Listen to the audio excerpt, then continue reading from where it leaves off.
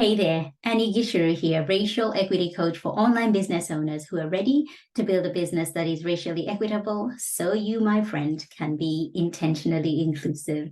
This week's lesson is about lead magnets and making you aware of how potentially inclusive are your lead magnets. Now, if you're an online business owner in the online space, I am going to take the big guess that you know what a lead magnet is. If you don't know what a lead magnet is, or perhaps you know it by a different name, it can be referred to as a freebie as well. This is a resource that you create that has incredible information that is potentially solving a problem or speaking to a problem that your ideal client has and is positioning you as that person who has a solution to ease or take away that pain. And so lead magnets are often set up in different ways. It could be an audio guide, it could be a PDF guide, it could be a checklist, it could be any form of resource that you're sharing in exchange for an email.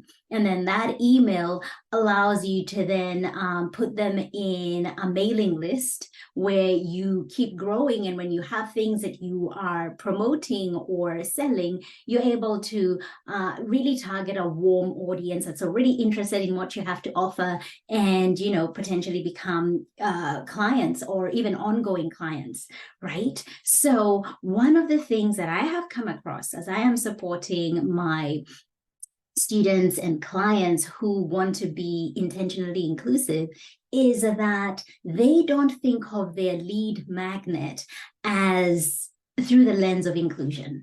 So how they are putting together, particularly when it comes to things like quizzes, and you're giving people options. For example, one of the options is for whatever they might be asking, which character does your personality most gravitate to? And a lot of times, particularly in the past, the kind of personalities that have been presented are those from Sex and the City. Now, whilst I loved the series Sex and the City, and the characters were amazing, none of them really truly resonated with who I am as a Black migrant woman, right? And so when you give options where it is just not inclusive, where you're just assuming that everyone who is an ideal client of yours would fall under one of those four categories, then you're really limiting your reach. And in many ways, you might be excluding without even knowing. And so when it comes to your lead magnet, have you really taken the time to think about the language, about the messaging, about how you're positioning yourself and the problem that you're solving? Are you only solving it for a particular group of people who look and sound like you? And this is why, my friend, it led me, this kind of situation here about creating lead magnets. You know, that's the first point in attracting your clients, the first point for you kind of communicating with them and them saying, hey, you exist and you are solving a problem that I have. This is the first point of contact, so to speak.